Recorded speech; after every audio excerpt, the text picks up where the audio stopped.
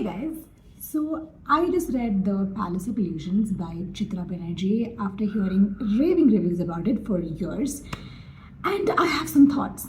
So let's just get right into it. A quick summary. Palace of Illusions follows Draupadi, the daughter of King Drupad and wife of all five Pandavas. It is essentially the Mahabharata but from Draupadi's perspective. And as such, the author takes a lot of creative liberty, which I generally don't mind. I understand that in fictionalized versions of mythology, accuracy isn't the focus here. And I didn't have this problem when I was reading the Ram, Sita, Ravan trilogy by Amish Tripathi, which I really enjoyed and takes a lot more creative liberty than this book. But I think the nuance lies in what you change. Spoiler alert, Draupadi ends up with Karna in this book. In this book, Draupadi sees Karna's portrait first before Arjun's at the Swayamvar and instantly falls in love with him. I'm not even kidding. It was like a Bollywood movie scene. And that was it. The book never explains why exactly she loves him or even explores their relationship any further. The teenage Draupadi finds a cute guy and then she is in love with him for the rest of her life. Madly in love with him. And when I say rest of her life, I mean her last dying thought is Karna. After living for 100 years, after suffering countless humiliations and all the troubles she went through, she's just thinking about Karna. And in the afterlife, after they die, her and Karna reunite and live together in the afterlife, despite her having 5 husbands and Karna having 2 wives. This was a baffling concept to me. I truly do not understand the point of this angle.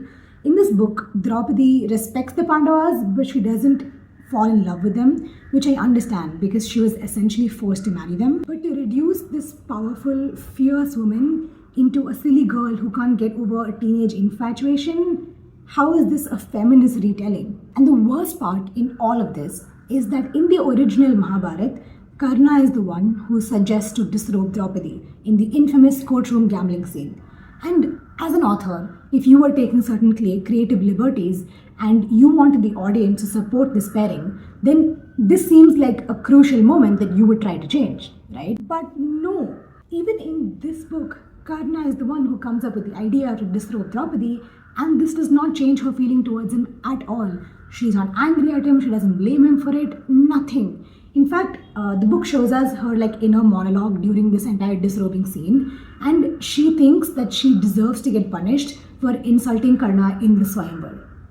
And this is feminist? She only blames her husband this entire time, which I understand because they were the ones who were supposed to protect her, they were the ones who were responsible for her safety and all of that. And truth be told, the Pandavas are not ideal husbands, and I am all for calling out their failings, especially towards Draupadi. This book romanticizes Karna to an extent where he's the real hero and the Pandavas are just straight up villains. In fact, there are multiple instances in this very book where the Pandavas will do something to wrong her or irritate her, and her immediate thought will be, Karna will never do this to me. Girl, how do you know? He has shown you no evidence that he actually cares about you. Wait, no, this is the worst part. In the end, on the battlefield, where Bhishma is lying on his bed of arrows awaiting his death, Karna goes to him and asks for general advice and ends up revealing his feelings for Draupadi, confessing that he too has been madly in love with her this entire time. I mean, come on. He tells Bhishma that he feels guilty about humiliating Draupadi for coming up with the entire idea of her disrobing, and Bhishma says, in direct response to this, and I quote, "The sins you committed in ignorance are not your fault." Are we just absolving Karna of every kind of responsibility that he has to take for his actions, the consequences of his actions? Does he have no consequences at all? Rage baiting one step further, in the original Mahabharata, Vyasa gives the blind king Dhritarashtra the sight so that he can see the war in real time. And in this book, Vyasa also gives Draupadi the sight so she can also experience the war. And I thought this was actually a very clever way of showing the readers the war from Draupadi's perspective, because otherwise she would actually be absent from this entire thing. So I like that change and I appreciate that from a writing perspective. But get this, once Karna dies, Draupadi wails and wails, and then she decides to stop seeing the war from now on. She says that the only reason she even wanted to see the war was to see Karna, and now that he was dead, there was just no point. Sorry to keep bringing this up, but is this your version of feminism? A heroine who isn't interested in the strategies of war unless her crush is fighting in it.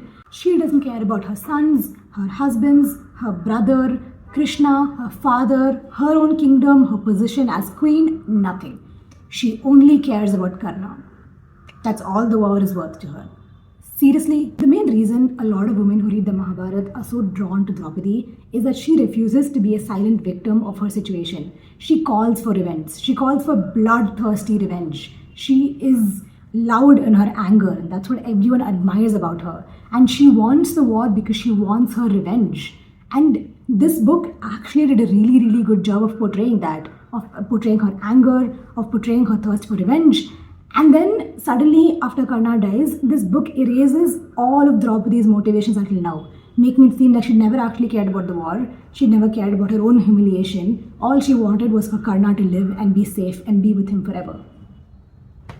This character assassination at its finest. Some other quick thoughts. This book makes Kunti out to be this like manipulative, scheming mother-in-law, and every time I read any of her and Draupadi's interactions, it made it feel like I was watching like a Saas Bahu serial. I actually really liked Daima, who is Draupadi's caretaker. I liked her characterization and her relationship with Draupadi. I thought it was wonderful that Draupadi had that maternal figure in her life. As much as I crib about this book, I only finished it because I really liked the author's writing style. It was so immersive and poetic.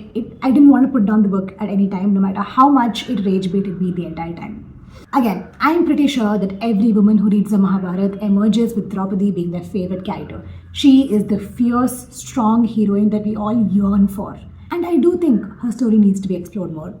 But like this, in the author's note, she says that Draupadi deserves better. And I agree. My Panchali does deserve better than this Wattpad drivel masquerading as a novel. Thank you for watching. This was my first book review. I hope you enjoyed it. Like, share, subscribe, comment, all of that, and let me know what book I should review next.